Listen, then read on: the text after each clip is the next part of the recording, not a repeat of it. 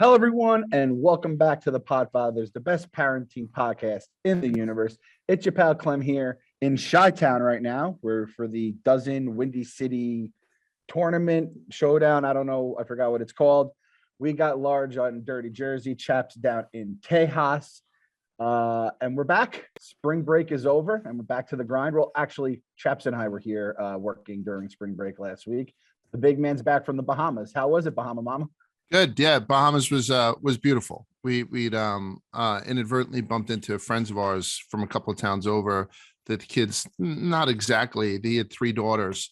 And I got to be honest, if you go away to a resort or something like that, and you see somebody from your town, 9 times out of 10, you're like, oh, fuck. Here you know what I mean? Yeah. Oh shit. I got to see Steve, Ricky from up the block. Yeah. I got to see him when I'm at the beach. But the people that we happen to have, gotten there on the same day as, so he came the day after us and then left the day after us, were lovely. And I'm telling you, that's a unicorn for us, particularly for us, because we're so fucking negative on people. So it was good. The kids had an absolute ball. And I swam in the ocean. I hadn't swum in the ocean in 10 years. So it was good. I love salt water. I just don't like sand. So weather was good. Traveling was a little bit of a shit show with the whole COVID thing, but otherwise it was good. And highly recommended. This was the trip that's basically been postponed since 2020, since the outbreak of COVID. Was this the trip that's been slowly but surely been rolling over? Yeah, we started it with 2019, and then all of a sudden 2020. So this was like 3 years in the making. And the people I kept tagging these white glove people, they've been so great with canceling, rescheduling, like doing all that stuff.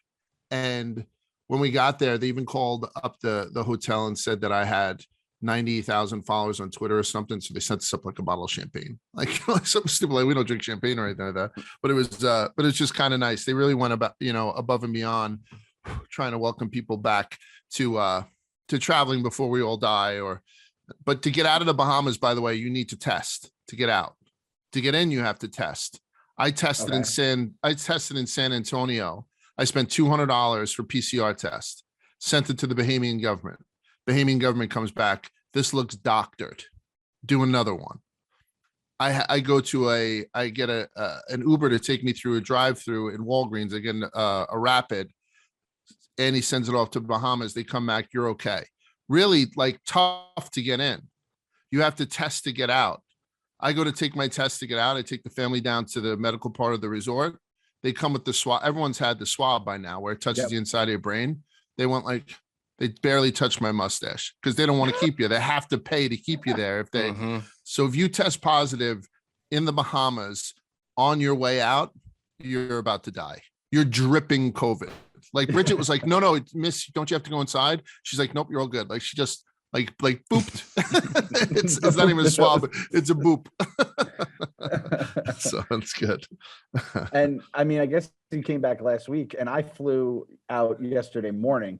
But I guess a few hours after I flew out, that's when they announced that no more masks on the planes. Did you see that one video that's been super viral and people were celebrating like it was they just won the NBA championship? It was the most preposterous thing I've ever seen.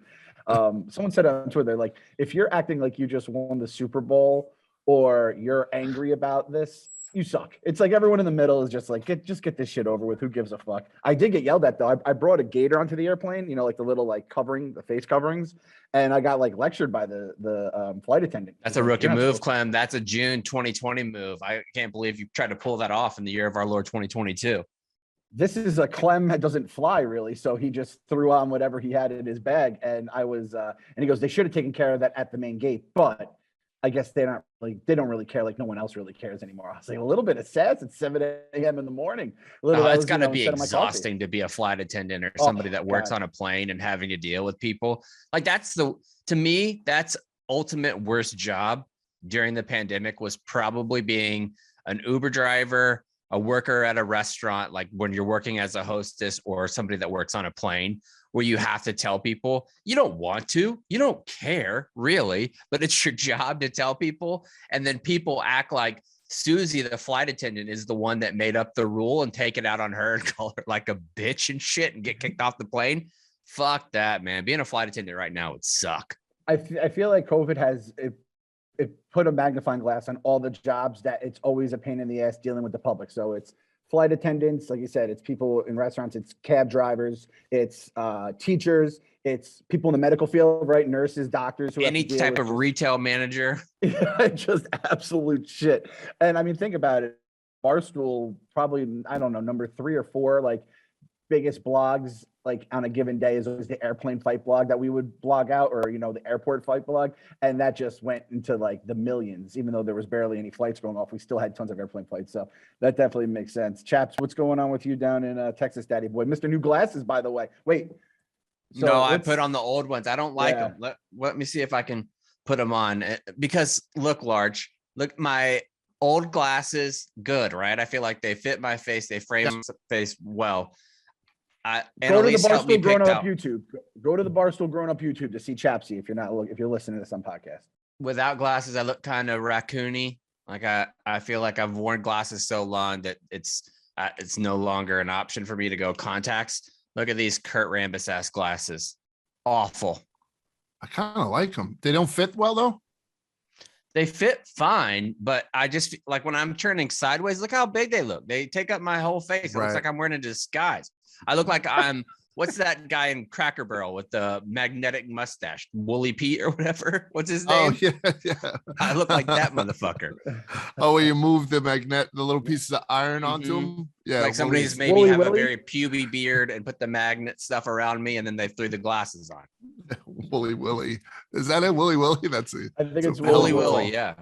I just find like sometimes if you get it to the point where they don't pinch your temples, and then you get the new glasses, and then you undoubtedly start running them under hot water and doing the, this shit. You don't have a big fat face like me. So the bigger the glasses, the better for me. So I should get the name of those because I need big ass glasses, or else it looks like I'm wearing 2 monocles. We'll have to share prescriptions and see if I could just hand you these over. Are we there yet? I think so. I mean, we probably could. I mean, that's the great part about having friends with 2 different glasses. If I need some readers, we could probably just switch. Right. Yeah. By the way, me and Chapsy having a couple of beers and watching the fights the other day down in Texas. It was lovely. Yeah, it was lovely. Yeah, nice little night. Not to make you jealous, Clem, but it was fun. Well, I mean, I saw one of you went to Rainforest Cafe, and one of you didn't. Luckily, the guy, Chapsy going into those hot lava nachos. I don't know if he would have made it out alive, considering the past he's had. Give us a quick little 2-minute review of the Rainforest Cafe San Antonio style. Don't go with Nick Tarani and KB. I mean, the waitress came over to me and she said, "Is everything okay? How are you feeling?" Because I had shown up late. Nick Tarani and KB were meeting Jeff D. Lowe and a couple of the other guys. So I showed up late, right in the middle of dinner. And apparently, when I first sat down, Nick told the waitress that I had a pacemaker in, and that the magnets from the animatronic animals were affecting my pacemaker. So I was having some shortness of breath. I didn't know he said that. So all of a sudden, the waitress comes over to me, and I'm like, "Oh," I was like. Meanwhile, I have all these medical things. Like my foot was all fucked up, and the Canelo thing screwed up my back, and so I'm always a mess. So I was like, "Oh, thank you for asking. What do you mean specifically?" She's like, "The pacemaker with the magnets." I checked with our manager. There are no magnets in the animatronics, so it shouldn't affect the pacemaker at all. And I looked over, and there's like Nick giggling. I was like, "Oh, I'm glad," because perhaps the shortness of breath is because we're eating on the 3rd floor and I haven't climbed stairs in a while. She's like, "Oh, that might," that's all I could do. Because I'm an old piece of shit. Yeah, but every time what is it? Every 20 minutes or something, there's a little mist, and then like one of the animals goes off. Every time, KB jumped up. What the fuck is going on? What the fuck is? I don't. And everyone's like, "KB, it just happened 20 minutes ago." I know. I can't get used to this. Like and the food was awful. Oh. It was inedible, awful. And I decided to order a whole fish, Oh like a red fish. God. I swear to Christ.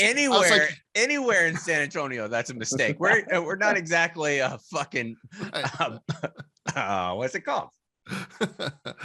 Yeah. Okay. And I just to like be funny, and I tried like a bit, Boom, that's it. I think it had marshmallows on it. It was fucking bizarre. God. What? It was. Yeah, somebody said they were tiny scallops, but I'm not believing it. I didn't touch it. Like how it came out to the plate, I did it for effect. You know what I mean? And I touched a little bit of it. Nobody else wanted to try it. And by the way, I wasn't the only person that ordered fish at the table. There's a fish taco order. Yikes. So, I mean, I think getting across fish tacos from there in San Antonio is an abomination to the Lord, too. Just an insult to the entire city. It is a terrible place. It is a terrible, terrible. Oh, well, you're speaking the Rainforest Rainforest Cafe. Rainforest Cafe. Not yeah. Oh, yes. Yeah, I should have been more specific. And they don't mist everywhere anymore. I think somebody sued them. Remember, there used to be like rain. Yeah. From when yeah. And the rain was. It's in the fucking name, guy. Yeah, it was 60% alcohol, so it sort of just evaporated on contact. So it wasn't anywhere. But I will tell you what, that was my first trip to the Rainforest Cafe. I realized I'd never been there before. And the guys who had been there, like Jeff D. Lowe is a big fan of that shit. Big fan of like fast casual or whatever you would call it. They said that the gift shop wasn't as good either. The gift shop wasn't as good as they remembered it as kids. So lots of Yelp reviews about the gift shop going downhill in recent years. I got there. Everybody was dressed in Rainforest Cafe shirts. They all bought them on the way in, you know. So I was the only asshole not there. I felt a little like fifth wheel. And so, Nick, I believe, bought two because he wore one to the fight as well. Yes, he did. So they made more on us from merch than they did from food around. And the service was awful, you know, because the third floor, it's just tough. To, So Rainforest Cafe management, if you're listening, we definitely would like to have you as a presenting partner. Just email us and we'll try to get that worked out. There's only 4 of them left, I think. So I think there's like 20. We listed are there like 20 last time. Yeah, Abu Dhabi has one. Dubai. Imagine Tokyo. going to Abu Dhabi and heading into the Rainforest Cafe. Imagine going to the fucking Dubai you leave. One of the nicest, if not currently the nicest city in the world, and you're gonna go to fucking Rainforest Cafe. Oh God, I kill myself. That shirt is sick. You wear a Rainforest Cafe Dubai shirt. It's like it's a fucking oxymoron. That's a tremendous shirt. I don't know what's worth the flight and the food poisoning you get from it. But that's a hell of a time. All right. So listen, everyone, it's just Large's review of the Rainforest Cafe. If I go grab Jeff D. Lowe, I'm sure he'll give a much nicer review. Did you get, so I'm guessing my shirt, you didn't get me a souvenir. You didn't get me a shirt as a souvenir, did you? They didn't have my size, I imagine. They topped out at large. I don't even think they went extra large there. Honestly, like the majority of people eating in Rainforest Cafe were not larges and below. And I don't mean, like they were not size L's and below. I'm on for right now, Clem, just for you. I'm on eBay looking at Rainforest Cafe shirts. You got plenty. If you want to get one from Nashville or Phoenix, there's plenty to pick from. But once you start getting into the more exotic locations, you're really going to have to pull the trigger and probably hit the buy now button. Yeah, just go to buy now. Yeah, don't bid. Don't bid and hope for a win. Oh man. All right. So all in all, a nice trip for Large. You finally got that shit out of the way. I mean, I'll just kind of go into the wash trifecta here with the glasses. I went to like just a bar last night to eat dinner when I was out, and I didn't bring my glasses with me, and the eyes start getting a little blurry, around a late dinner time / bedtime. Couldn't see the menu. Just couldn't see it. It was just all foggy. It was a very small menu, to be fair.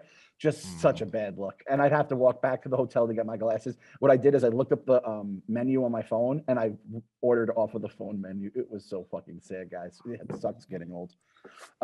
Spring break at the Casa de Clem is over.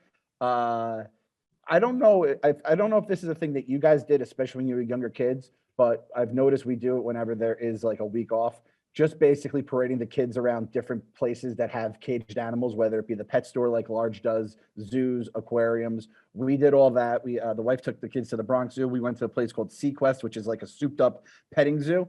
Not really much to add other than AJ had the greatest line I've ever heard from a kid, and it is the reason he's the alpha of the house. He goes, I said, AJ, we're gonna see some sharks today. He goes, I'm gonna go bite a shark. Such a fucking aggressive move. Little pussy Clem in his entire life, let alone as a 4-year-old, would have never even dreamed of going near a shark, let alone biting one. The fact that was his first thought as soon as he heard we were seeing sharks kind of just lets you know he's already the man of the house. So we got spring break over. Chaps, are you guys on spring break now? Do you have the kids at the house now, or did you already have it? This whole school year is an abomination to the Lord. It feels like every other week my kids are missing a day of school. Last week they missed Monday and Friday for Good Friday and the end of Fiesta.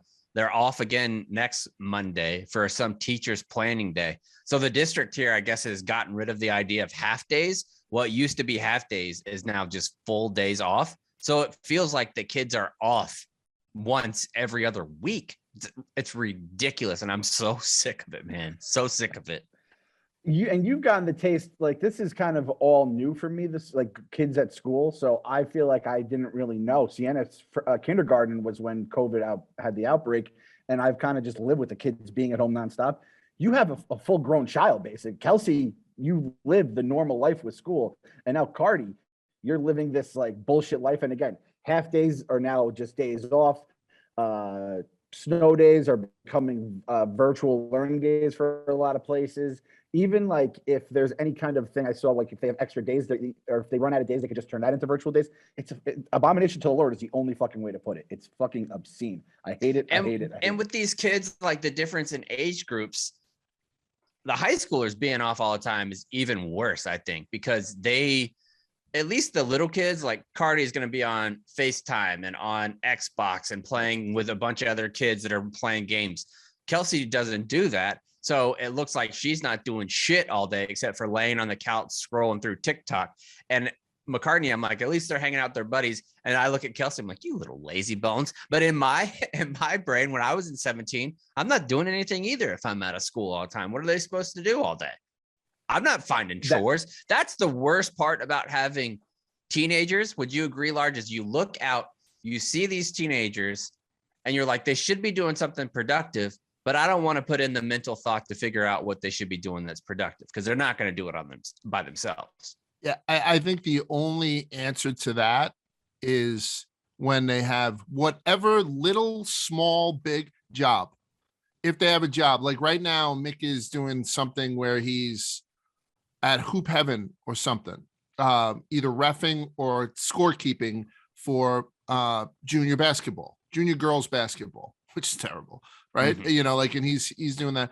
And like, even that gives us a little bit of solace when, like Chaps has said, these teenagers can go upstairs to their room, hang out on their phones for 2 hours, take a 2-hour nap, then get up and like kind of get lost again for an hour. Next thing you know, it's been like 6 hours and you haven't fucking seen them. Mm-hmm. And they haven't even left to go to the bathroom. Right? And like, you can't, and I feel like such a hypocrite when I'm like, you've been on your phone all day. And it's like, this is what I do for a living. Like, so yeah, it's such a strange dichotomy of, I understand that what you're doing is very normal for your age group, but it looks weird to me. And I feel like what I've learned about parenting growing up, I should say something, but I won't. I feel like that's the way it is parenting teenagers. It's uncharted territory. I think it's one of the reasons why that industry of private coaches and places like the Superdome or Hoop Heaven or wherever he has it, because parents feel better being like, okay, I'm going to send you to tennis lessons. Do you know, this is an off season for my kids. My kids don't play lacrosse or baseball or soccer. They're hoops and football kids. So this is so they don't even have athletics other than like a bi-weekly lift for Finn for football. You know, like, is that like athletics? You can tell they can come home and they can be pretty tired and whatnot. So yeah, you're right. It's one of those things where, and you'll be like, hey, but did you even fucking do your homework? And they'll be like, oh yeah, I did it. You're like, fuck.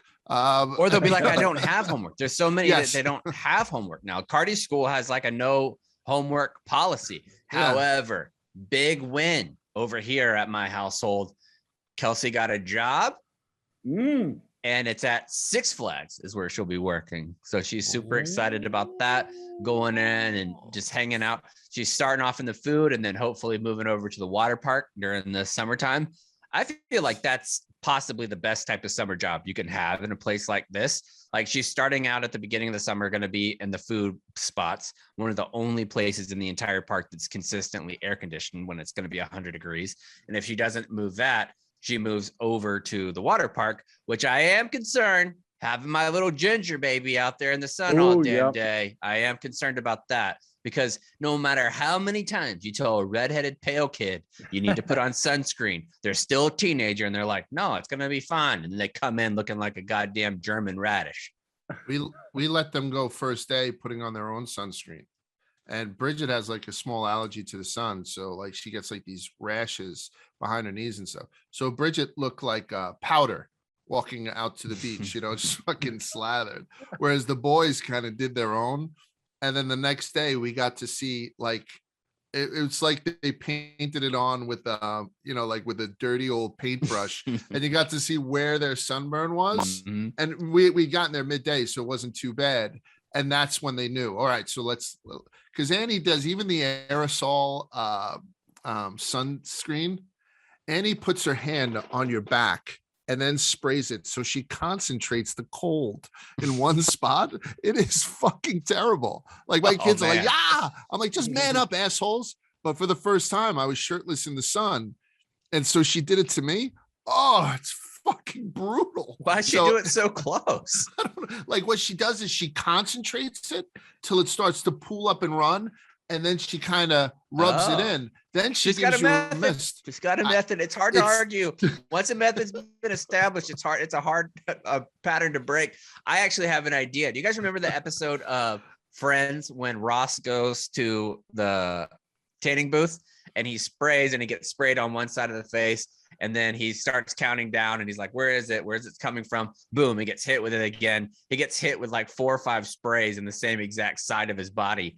What if parents, if we designed one of those types of things where you could put like 4 or 5 jars of or cans of the spray sunscreen, where you have a little timer that goes off for 30 seconds and you just have to get the kids to spin with their arms up and down like a car wash, and then boom, and then you have a dryer that dries them in like 30 seconds right beside it. So then your sunscreen is dry, you're completely coated, and you're good to go in like 30 seconds. Every beach, water park, sunny place should have that. Like, because now water parks, the newer ones, have the drying stations where you go in and you can put your whole fucking family in it, by the way.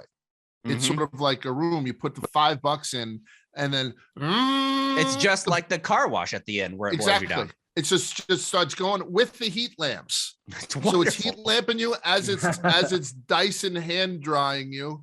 And then you walk out and you feel kind of okay. If you had sun drying stations when you went to Disney World, Large, you take your whole family there instead of putting them in there and getting it. Mom and dad's got to get everybody down. If you just had little stations where you could give them a little quick spin, people would be, if you charge $15 for that at Disney World, people would pay. Like they don't want to be dealing with these kids constantly moving out. Don't get it in my eyes. Don't give it in my eyes. Like give them the little tanning booth glasses that can go on their little eyes before they get in, spin them around, and let's go fucking swimming, you little bastards. Awesome.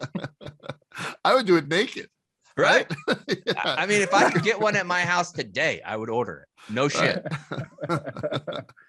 Chapsy, do you get hookups from like any kind of discounts for having a kid that works there, or is it just straight full price for? Well, as you know, we already have the annual passes for everybody. True. So unless they want to throw in some freebies at the old food court. Now, if Kelsey's in there, you better believe I'm getting every time I go in there, I'm getting the non-disposable icy. Probably cherry and Coke mixed together like an absolute wild card. It's going to be, I'm going to get so many combinations of corn dogs and chicken fingers and all kinds of stuff. Oh, so I never had a reason to visit San Antonio. Now I do. Check out this snack place. This is shots fired at me. Shots fired directly. We'll get into some stories here. First one, this came out last week, but we had obviously discussed it on the podcast. Some fucking goddamn NYU graduate is making up to $1,500 per child to name their kid. Taylor A. Humphrey, which get that fucking middle initial out of my face. 33-year-old helped name more than 100 babies in 2020 and made more than $150,000 from people. with some people putting up over $10,000 per name. Boys, we've been fucking giving away the goods for free here. I feel like an absolute asshole on this podcast that we're just doing it for the listeners we love. But the only people making, bank off this are the people at 3Chi that we're just promoting nonstop. What an absolute kick in the dick. Chapsy, what did you feel when you saw this story? I know you had to see it. I felt insulted, mainly insulted. I also felt like this is something that we should have done. And I would say that we should go the opposite way and pay parents to name their babies. Like if we could do it once a week and name each baby after like an episode, that would be incredible. Ooh. Like it would just be such a nice thing to do, have the naming rights to a kid. That would be incredible. It beats the hell out of stadiums, right? Like if Large, we lost you there. Your audio's out. It would be inappropriate for a parent to let us, though. First of all, Taylor A. Humphrey, terrible fucking name. Rebuked. Terrible fucking name. Rebuked right off the bat. Taylor A. Humphrey's business, rebuked right off the bat. Fuck. Oh, disagree. I feel like this is how much work could this possibly take to come up with a different spelling of Kaylee and attach a middle name like Lynn, and then you're walking away with 150 grand at the end of the year for 100 kids? Brilliant. That second one was a jealousy rebuke, I guess. Yeah. But I don't know. Some guy just hit me. We just we have a bulldog coming in 2 weeks. Showed me pictures of the bulldog puppy, and we're wondering if you wanted to name it. Wait, you guys are getting another dog?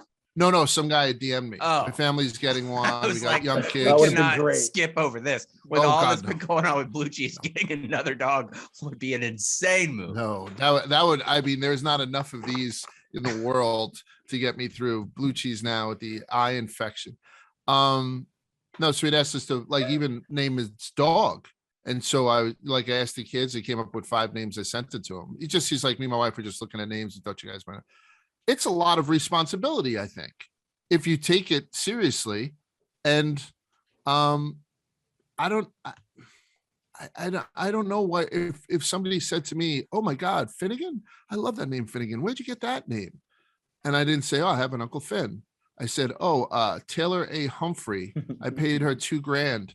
She's got to come up with a backstory too, then, right? It's embarrassing. I think it's embarrassing for parents who can't just do something on your own. You know what I mean? Like look for input, but paying somebody, it's shame on you. You should be embarrassed. I agree. It's brilliant too, because you'll never be like, that kid doesn't look like a jack until he's like 5-6 years old. For the first 2 years, they all look like goddamn idiots. That's all they look like. You can name whatever you want. And they had this one, she chose the baby named Parks because their first kiss happened in a town called Parker. Like the laziest, easiest way to name a kid. She's so, I hate this goddamn Taylor A. Humphrey. So why would you not just go with Parker? Like, why would you not go with Park? Like Park is not a name. It's a fucking adjective. Like it's something you do.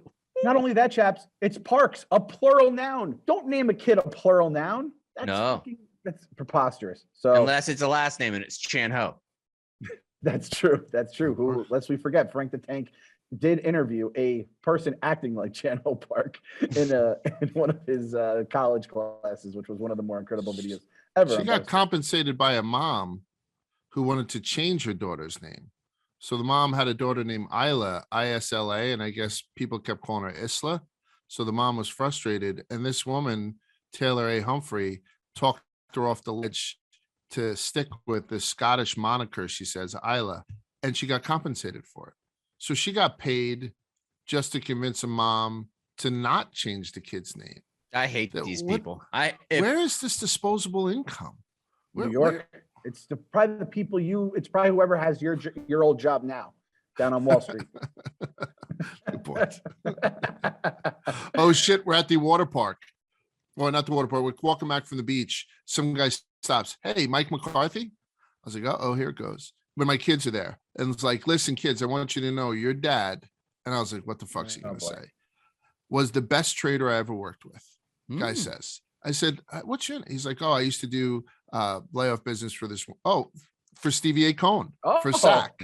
He's like, and your dad used to rip me off all the time, made a bunch of money off of me. He was a brilliant trader. And he took me out one night and we got so banged up that I almost got fired the next day. That's the 2 stories he told my kids. And I got to be honest with you, I felt like a stud afterwards. Oh, I bet.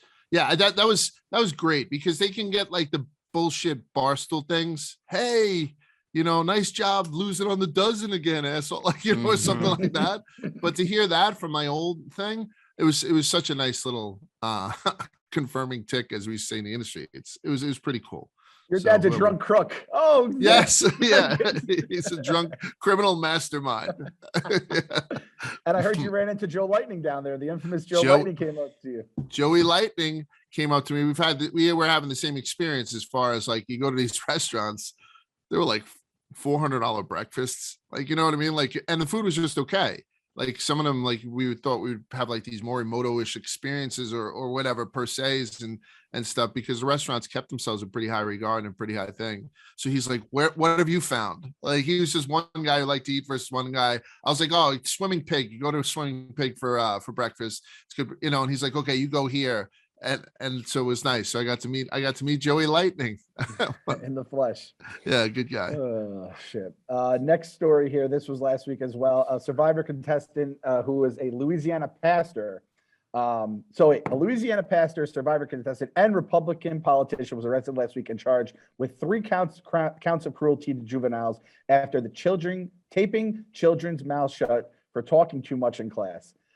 He defended his actions and issued an 1,100-word statement on the school's website, blaming the students for bullying a teacher and insisting none of the kids were harmed.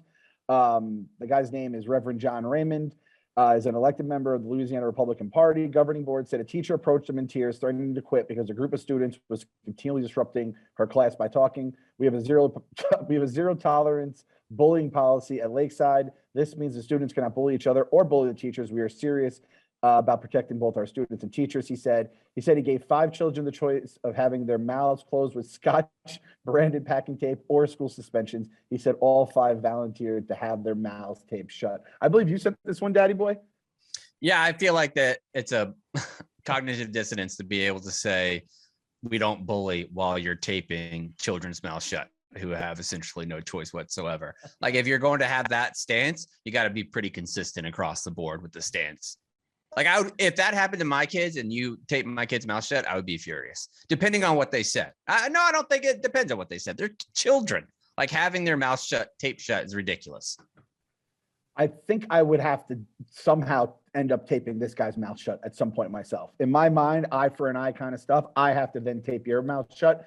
Now, the question I want to know is, was it, if I tape your mouth shut, will your parents not know about this bullying stuff? Because I feel like that's the reason why. Oh, no, you say that, you give that, you're getting fired. You give that qualifier, absolutely because to me, that statement implies that what you're doing, it's wrong. You know it's wrong, yeah. There can't be any statements from any school teacher or administrator that's like, you got to keep this from your parents. I ever found out that a teacher said that shit to my kids, I would be irate, man. Irate. By the way, packing tape is not the one that you use for like gift wrapping. Packing tape's the one where you can never find the end, and when it goes out, like, that's the one that UPS uses to cinch up their boxes of 3-cheap before they send it to you. Exactly. You need like the toothy end to cut through it. This packing tape's legit. Listen, he said all 5 volunteered as opposed to school suspensions, as if that was some sort of excuse. Maybe call the parents. Mm-hmm. And do that to the parents. Say, by the way, your kids, I'm assuming these kids were absolute pricks, like picking on kids that shouldn't be picked on. Let's say that they're the bottom, the fucking worst. Mm-hmm. And you have video surveillance of these kids being the fucking worst. Maybe you could go to the parents and say, do you want me to suspend them? Or you want me to do this packing tape thing just to like send a message? And maybe some crazy ass parent would be like, yeah, tape my kid's mouth shut. Teach him a lesson. This kid's a dick. I didn't know that he was screwing with the girl on crutches, or something like that. Like, maybe, but he went to the kids and said, listen, you want to, like, what kid wouldn't be like, just tape me? Yeah, just dude, wash because my mouth you don't out want your ass beat when you get home. Like a lot of the parents that would sign up for the taping are also going to sign up to be beating those kids' ass. 100%. Yeah. It's the same parents. But, and by the way, if I was a parent, they did that to my kid did the despicable thing, I'd be like, you can suspend him and then I'll take care of it. Like, whether or not I'm going to tape him or beat him or punish him or, do whatever kind of economic sanctions that I would do, or give, missiles to Ukraine. Whatever the fuck we do, we can do. But the fact that he said, well, I gave the kids a choice, they're the fucking kids, right? Like, you're going to have to deal with their parents. I would think that he could get away with that if he was like, by the way, Large and Annie said, fuck it. Finn's at it again. Tape that bitch. Tape that bitch. Then I'd be like, wow, that's almost not this guy's fault anymore. It's Large and Annie saying that some other fucking stranger could tape his kid. Like, you know what I'm saying? Like, yeah, but then that's when I would be like, they're both at fault. Like, yes, 100%. But at least spread the wealth to do that. Yeah, and these school districts now that still want to spank the kids and like that think that having corporal punishment is going to be effective, and it's just not. Like, I can't believe that certain school districts even attempt to do it now. You get hit in school? Did I know? You? I did get my mom. I believe my mom got asked once if I could get a paddling at school, and she told the principal no. It had to be like consent on the parents. I believe it was when I lived in Maryland, and I did something bad, which is not surprising. And my mom got a call, and she was like, "No, you ain't. He get a spanking when he gets home, but you ain't doing it." We used to get hit all the time. Never, even if I was a spanker, I would never. Right. Couldn't imagine letting somebody else put their hands on my kids. I'm not a spanker, but even if we did that, I would never, ever let a principal or a teacher do it. Fucking crazy. I remember Brother Paul used to turn his ring. He was Franciscan. He wore like the brown robe with the rope, and he used to turn his ring, and he'd go down the aisle, and if somebody was cheating, he'd just whack him in the back of the head. Like, I'd seen that. Like, I've seen people lining up. I've been pushed and like given a get back in line by a teacher, and never mentioned it to my parents. Obviously, this was 40 years ago, which is disgusting to say. It's like 35 years ago. So it's a different time and whatnot. And so I've been there, right? Like, I've had some punishment, never a public paddling or anything where they put tape on my mouth. But those days are long fucking gone. They're way in the fucking rear view. This guy, as opposed to the dude who read My Butt Has a Crack in It, or the inter-office memo saying that these kids are shitballs or ass hats or something like that.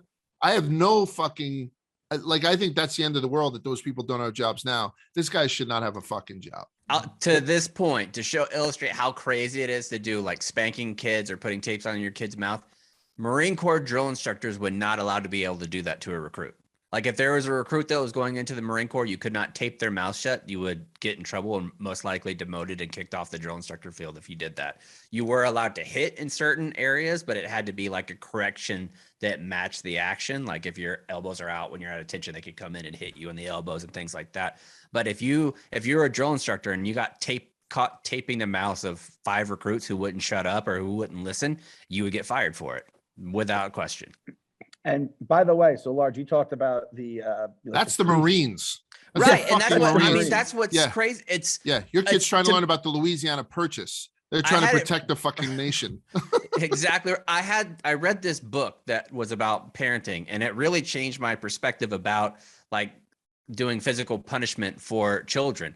And it was like, in the United States of America, you are not permitted to hit another person no matter what. If you hit a stranger that did you wrong, it's assault in all categories, except for your own children.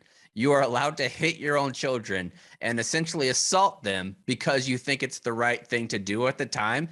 Children are the only non-protected class in America when it comes to simple assault. Good. Fuck them kids. Fuck them kids. Large, I did look this up too. The school is Lakeside Christian Academy. So I feel like this has a little bit of that Christian punishment side to it. And it's basically looks like it's right across like the bridge from New Orleans, which I feel like in Louisiana, is there 2 different parts of Louisiana chapters? Like northern Louisiana is one way and southern Louisiana is like they would view it as below and above I-10. Okay.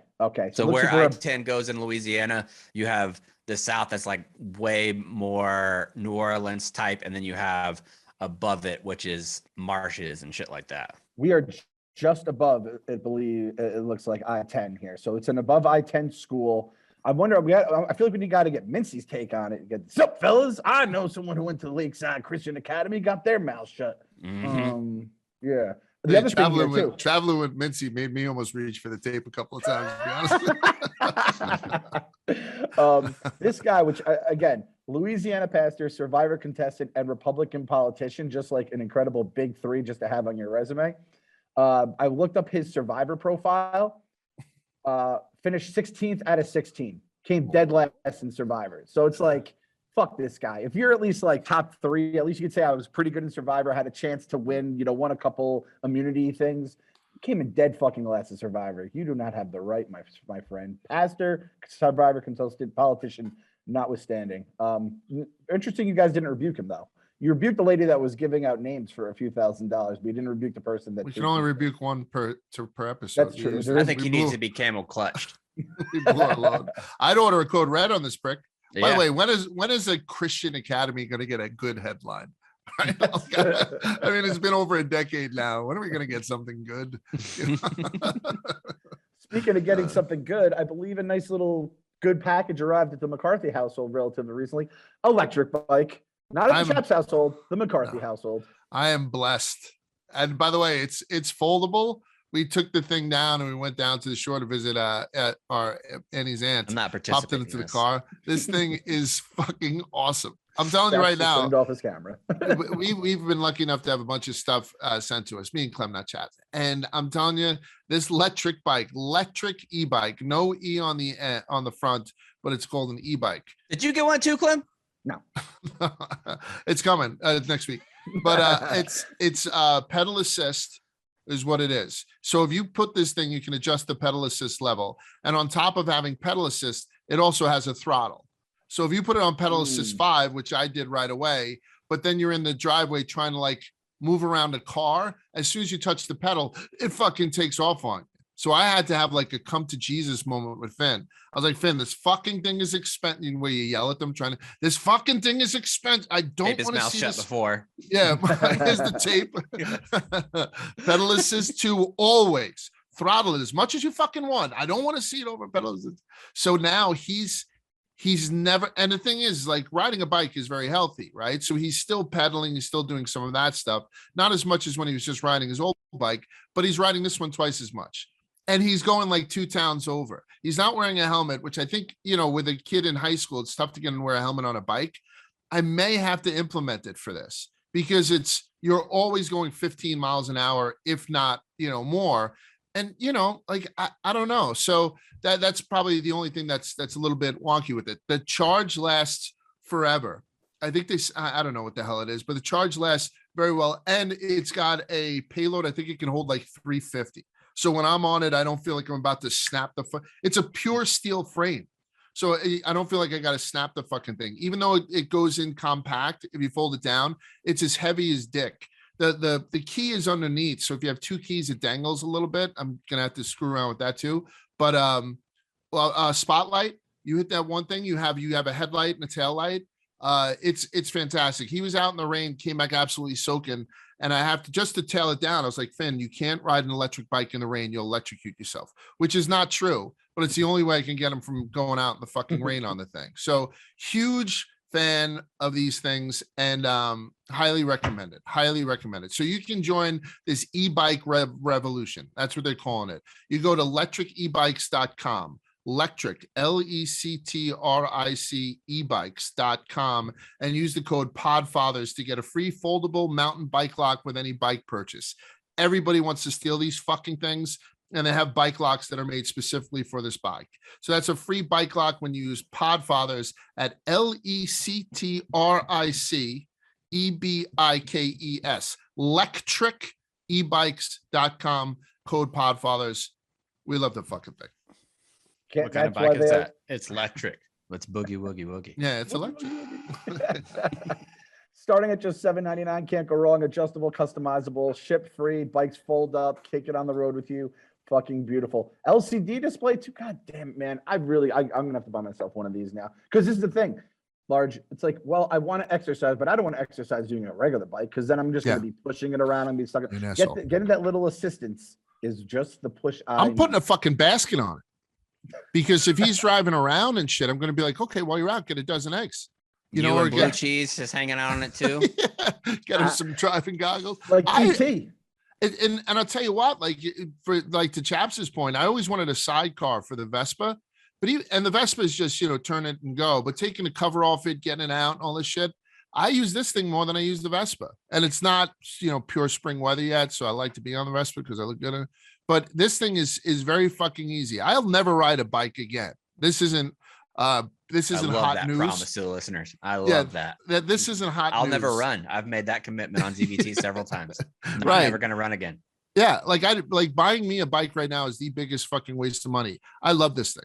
I fucking love this thing. And again, I kick back and I'm just like, woo, woo, and whenever I go by like Harley Davidson guys, I wave at them. They wave back because we're a brotherhood. So yeah. So well, if you love it so much, Large, I'd like to see you marry it. That's what I would like to see. Do that. Yeah. We'll dive into the mailbag to wrap things up here. Mailbag Podfather Show at barstoolsports.com or on Podfather Show on Instagram or Twitter. This one came from a guy. I imagine it's a burner named Lloyd Christmas. Unless, hey, if your real name is Lloyd Christmas, that's incredible. My wife's going to set up Easter baskets for my kids tomorrow, which was obviously earlier this week. Even though they all know the Easter Bunny isn't real. Smother mother or good parenting? What do we think about doing the little magical Christian things when the kids know it's all bullshit? Good parenting. What fucking harm is it? Who cares? It requires next to no effort to put out a basket. I think it's a tradition more so than anything else. So kids, I mean, I enjoyed Easter baskets. Like we do them for the kids. Get me an Easter basket now. I'll fucking go nuts about it. Annalise brought me home a Easter basket on Sunday. She went to Trader Joe's, had a couple bottles of champagne in it, some of my favorite little peanut butter filled pretzels, had some Reese peanut butter cups in it, and some Sour Patch Kids. I was happy as shit. I'm almost 40 years old. I love an Easter basket. Who doesn't like an Easter basket? I don't think it's one for one in believing that, that the Easter Bunny is real, in the same way that I still do a stocking. Like I'll, throw my wife's favorite makeup and certain candies and stuff in her stocking. She'll do the same thing. Load me up like Burt's Beeswax or fucking, even if it's just like, eyeglass fucking cleaner and shit like that in the stocking. And I haven't believed in Santa in almost 3 years now. So I think it's one of those things. Yeah. I remember that episode. It was rough. It was a rough one. So yeah, I don't think that's a one for one type thing. And I think even though we're pretty down on Christianity from the headlines that we read here, we get some doozies. I think it's cool to fucking still. This year we did the Easter egg hunt with the kids in the backyard. Again, downsized, smaller backyard, nothing too sexy, but it's just something we wanted to do to get it out of the way. And Annie filled them with fives. And the golden egg had a 20 in it. Right away, we send the kids out. Mick casually goes over, lifts up, open the grill. There's the golden egg with a 20 in it. Boom, takes it. He's like, all right, I'm cool. I don't need any other eggs. Because he's so fucking cool. Going to Bama, the whole. Meanwhile, the other three kids go out there and they start grabbing all these eggs because Mick thought all the eggs were filled with the traditional Skittles, whatever the fuck Annie puts in them. So the other kids wiped up, like they cleaned up with, like $100. Yeah, exactly. And he's sitting pretty with a $20. You know what I'm saying? Roll Tide. Mm-hmm. It's a good lesson. It's a good lesson, even though when you feel like you have it, keep working because you can make your money grow. Keep it going. So I think that, when he's not home next year because he's going to be away at school and whatnot, maybe Throw maybe some hundos in there. Yeah, the egg hunt might fall by the wayside. Maybe. I don't know. But man, I hope we do baskets forever. I mean, I do. Now, let me ask you how you feel about this move that was pulled in my neighborhood. I saw it yesterday when I went and picked up Cardi from school, came home. It was like 4:00 pulling into the neighborhood. I saw a family out there Easter egg hunting on a Monday. And the dad is a doctor. So I think he was like on call and not working. So they waited a day. And they were out there. I was kind of torn because on one hand, I always feel bad for the kids who have like a parent away or deployed or something like that. And they have to wait until like January or until like December 29th to open up their presents so dad could be there. It's like, I understand that you want the whole family involved, but those kids just want to open up the presents and those kids just wanted to do the Easter egg hunt on a Sunday, right? I think so, but like the fact that Easter is not on the same, it's on the same day of the week, but not on the same day of the month every year, there is a little bit more leeway, and it's not surprise you. Yeah. Yeah, and I don't think they'd get the immediate barrage of social media. This is what I got for Christmas, with them being waiting till the 26th. Like, you know what I'm saying? Like, I don't, because Easter's fucking weird. It's different. Like, my family celebrates on Saturday. We just always have. Once we started getting girlfriends and wives, my family was just like, right, everyone go to their significant other's family's house on Sunday. Just do whatever the fuck you want. The McCarthys will get together on Saturday and we'll drink and we'll eat and we'll have a good time. And it's worked out swimmingly well to have an Easter weekend. So then the kids like do baskets from my mom and stuff on Saturday, and then from there, my mother-in-law on Sunday. It's kind of a sweet deal. And if the guy is sort of a doctor, I guess we can give it to, as opposed to him like, oh, I slept through it. I was so bummed from with the McCarthys on Saturday. He did look a little drunk, so it's hard to say. Did he? Fred didn't know the tie went on for sure. Jesus rose on Sunday. Jesus didn't rise on Monday. He didn't worry about when his father was God Almighty. I'm sure his father wasn't around all the time. You fucking hunt eggs on Sunday. You don't hunt them at all. Sorry, kids. No Easter this year. No, I heard a new term that I'd never heard revolving around Easter too, which would have been better suited for Barstool Confessions, I guess. But we always call it Good Friday, and then you have Easter Sunday or Resurrection Sunday. Have you guys ever heard the term Silent Saturday? Oh, so was that at Holy Saturday? One of my friends from Facebook that I went to Bible college with says that his family doesn't speak for that evening's dinner because Jesus was still in the tomb. So they will have Silent Saturday where they're not allowed to talk. What a great day that must be. I know. He must hate his family. Must hate him. Silent Saturday is awesome. Large, would you like it? Just would you that's trade basically your Father's Day, Large. Yeah, I was yes, gonna say, Large, would you trade in this drinking holiday that you do every Saturday for Silent Saturday? Oh, I can't. That's right. I can't, because we couldn't be silent at McCarthy Easter. It doesn't fucking work for me. Otherwise, you know what? I would do Silent Monday. Just like Chab's the doctor friend. Just like you're just completely blown away about what happened the day before. Yeah, I do Silent Sunday. At my in-laws' house. Silent April. Silent April would be wonderful. Yeah, exactly. Oh, I dressed up as Easter Bunny this year. I haven't done it in a couple of years because the kids got older. I get a call 2 o'clock in the morning. 2 o'clock in the morning, I get a text. You up? Hit me. And it's Willie. Ooh. And I happened to be up because I was watching the Errol Spence Ugas fight. And then whatever, I said, yeah. And so I hit him. I'm like, what's up? He's like, brother, I need an Easter Bunny suit tomorrow. Can you help me out? I'm like, I'll be there for you, bro. And so I went over to Willie's house. I left the in-laws for about an hour. Me and Finn ran over there on the electric bikes and the Vespa. And we did a little Easter Bunny thing for Willie's kids. So that was absolutely nice. Live for those moments. Dude. Oh, I love them. Live for them. Oh, and you know what? I lied. Large, can I borrow your Easter Bunny suit? Meanwhile, Willie's now lost 80 pounds. Oh, wow. And I told fantastic. Looks fantastic. I told Clem. They doing it with Cece Sabathia? Oh no, he's not because Cece's now not vegan, he's vegetarian. Because they're buddies, right? Sometimes like Cece and Willie, very much so. And they're both like and the wives. And the wives are close and stuff. So Willie now is a lot closer. I wanted to get lighter by the time I was 50. Instead, I've gained 30 pounds. Remember, since I told you, Clem, I want to do that thing. I've gained 30 pounds. So I'm like around my highs. So me and Willie are not that far off anymore. But I told him he can't borrow my suit because it won't fit him. Instead, I'll come and do it because I didn't want to fucking give up that thing. And he's like, you sure? And I was like, absolutely. Well, just give me an excuse to get away for a little while. And so I went in there, and his kids are gorgeous. Everyone's doing very well. His wife's about to be in like a reality show. So it's she going to be in the Housewives of New York? No, the Housewives of Mississippi, because she's from Mississippi and her family owns like a big place down there. So it's not the Real Housewives. I don't want to spoil any surprises, but I think like Oprah's network also does like a Southern Belle type thing. And so Akeisha is going to be on there, and Willie has the radio show on Mad Dog Radio every week from 7 and every day during the week from 7 to 9 on Mad Dog Radio. And but he's able to do it on the road. So he went down, and like I said, I think his in-laws have like a big spread down there. And so she filmed it with the kids, partially with Willie, which might have been one of the reasons why he got in such good shape. And I think it gets released in a couple of months. I'll mention it to you, or we'll have him on just to see how he's doing with fatherhood. You know what I mean? Yeah. The big man.